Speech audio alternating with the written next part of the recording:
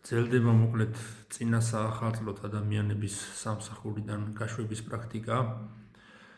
რა უნდა იცოდეთ, როდესაც დამსაქმებელი გიშვებთ სამსახურიდან, პირველ რიგში აუცილებელია მოსთხოვოთ, წერილობით მოსთხოვოთ მას გათავისუფლების ბრძანება და მას შემდეგ რაც ჩაიბარებთ ამ ბრძანებას, უკვე ასევე წერილობით მოსთხოვოთ, დამატებით განგიმარტოთ თუ რატომ გაგათავისუფლათ, რის საფუძველზე გაგათავისუფლათ სამსახურიდან.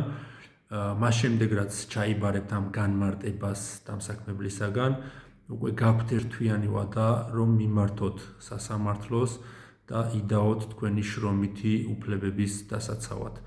გაითვალისწინეთ, მნიშვნელოვანი არის ეს ერთთვიანი ვადა, იმიტომ რომ არის ხოლმე დაპირებები დამსაქმებლის მხრიდან, რომ ერთი თვის შემდეგ აგადგენთ, რაღაც გამოჩნდება, თუმცა ერთი თვე ეს არის გასაჩივრების ვადა, თუ გავიდა ეს ერთი თვე, თქვენ აღარანაირი საშუალება და შესაძლებლობა არ გექნებათ იმისა, რომ სასამართლოს მეშვეობით აღიდგინოთ საკუთარი უფლებები, ამიტომ გათავისუფლებისთანავე დაიწყეთ დოკუმენტაციის, ანუ მტკიცებულებების შეგროვება და შემდეგ უკვე მიმართეთ სასამართლოს, თუ კი თვლით, რომ უკანონოდ მოხდა თქვენი სამსახურიდან გათავისუფლება.